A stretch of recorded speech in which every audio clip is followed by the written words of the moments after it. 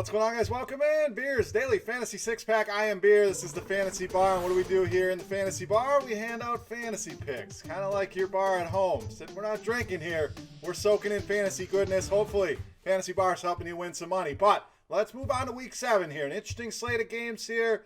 Enjoy it. We're almost halfway through the season. So here in Part 1, we'll take a look at your quarterbacks and your running backs. So let's get started at the quarterback position with Kirk Cousins, 7,300. Anytime you see Detroit on the schedule, you want to look at the quarterback. And we saw Case frickin' Keenum have a great game against Detroit. So the secondary is awful. They've given up the most fantasy points and most touchdowns allowed to quarterbacks. Already 17 touchdown passes allowed. So they're on that old New Orleans Saints track from last season. Now Cousins, been a nice floor play. I mean, giving you 18 or more fantasy points in 4 of the last 5 games.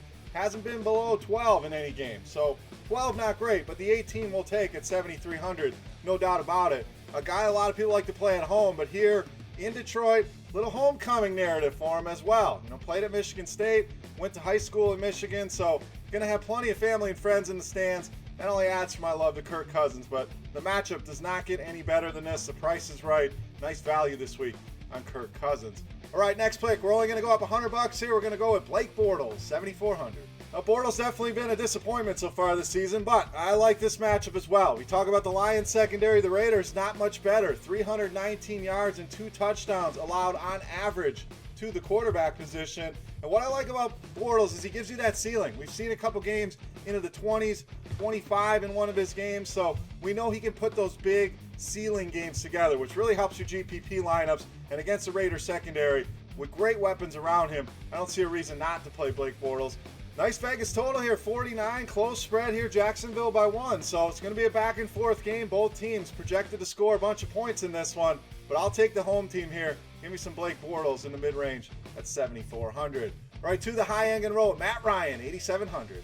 Now the Falcons look to be in a great spot here. Their implied team total is about 30. That's about the highest that you're going to see on the season. So I think you got to plug in at least 2 Falcons in your lineup this week, potentially 3. But we'll talk about Matt Ryan here first. Multiple touchdown passes in 5 of the 6 games this season.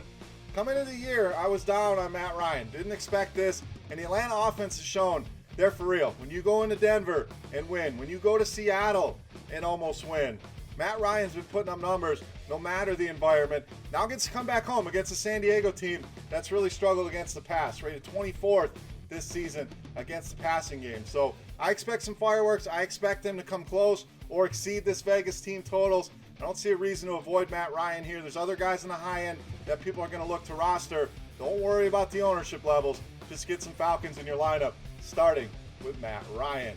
Okay, to the running back position, going to go with some value here. Now, this one's contingent on an injury, but we'll go with Jacquizz Rodgers, 5,600. And obviously, we want to keep an eye on Doug Martin, see what's happening there, but not a good sign coming off the bye that he wasn't at practice on Monday. So we'll have to keep an eye on the practice reports going into the week. If he's playing, I still think Rodgers is a decent GPP play, as I don't expect Doug Martin to get a full workload right off the bat.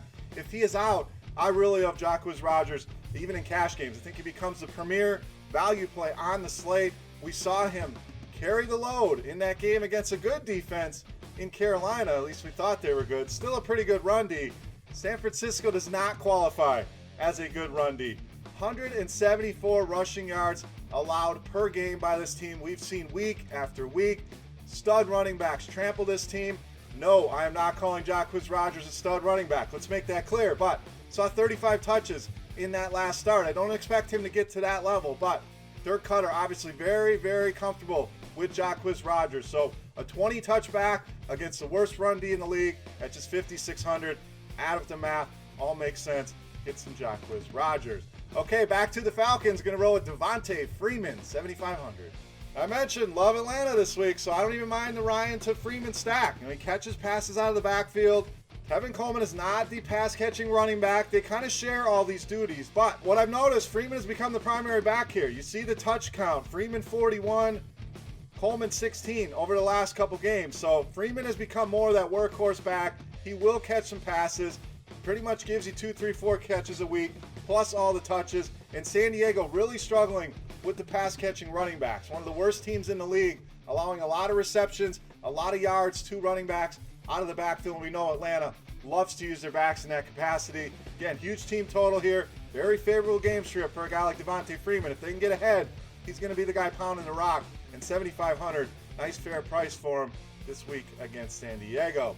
All right, let's get to this week's Beast of the Week. All right, Beast time. We're going to go to the high end. We're going to roll with DeMarco Murray, this week's Beast of the Week. A lot of people were high on Murray last week, including myself, but Cleveland's run D maybe not as bad as people think, but still gave you 12 fantasy points, which we want more at 8,700. And I think this week against the Colts, you're definitely going to get more out of DeMarco Murray. Did not have a catch in that game.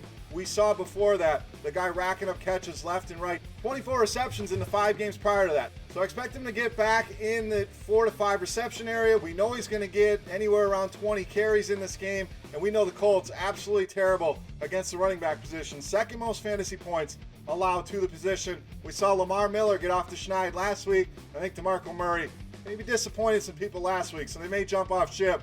I would not. I would stay. I'm going to be driving that ship. I think DeMarco Murray, multiple touchdowns this week in this week's Beast of the Week. All right, guys, that'll do it for part 1. Any questions, comments, concerns, hit me up in the comment section or reach out on Twitter at BeerMakersFan. Don't forget to subscribe, RotoGrinders YouTube channel. And if you enjoyed the video, give us a thumbs up. Easy. Just hit the little thumbs up icon. We appreciate it here at RotoGrinders.